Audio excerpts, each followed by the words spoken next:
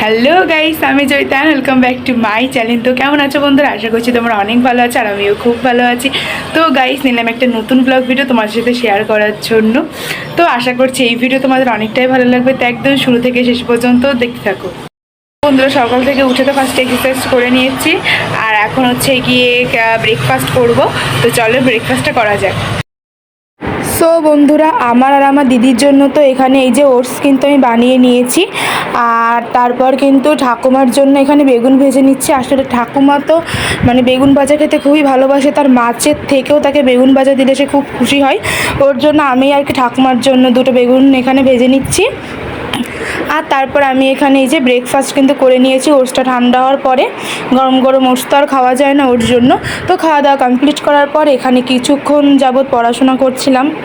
আর পড়াশোনা হয়ে গেলে তারপরে চলে গেছিলাম স্নানে, আর স্নান সেরে এসেছি। আর স্নান কমপ্লিট করা হয়ে গেলে তো কালকে হচ্ছে গতকাল রাত্রে আমার এক দাদা এসেছিলো, মানে আমার জামাইবাবু। তো তিনি আমাদের জন্য আইসক্রিম নিয়ে এসেছিলো, সো সেই আইসক্রিমটা খাচ্ছিলাম। আর এখানে তারপর ল্যাপটপ দেখবো বলে এখন ল্যাপটপ চালিয়ে কিন্তু বসে পড়েছি। তো আইসক্রিম খেতে খেতে ল্যাপটপ দেখার কিন্তু মজাটাই অন্যরকম, মানে আমার খুব ভালো লাগে আর কি।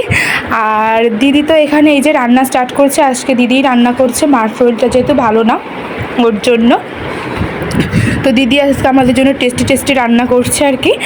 তো টেবিলে কিন্তু এই যে লাঞ্চ কিন্তু আমি একদম গুছিয়ে ফেলেছি। তো আজকে মেনুতে ছিল কিন্তু ভেন্ডি ভাজা, তার সাথে ছিল এখানে হচ্ছে গিয়ে ডাল, এটা হচ্ছে গিয়ে আমের ডাল, যেটা গরমকালে খেতে কিন্তু দারুণ লাগে।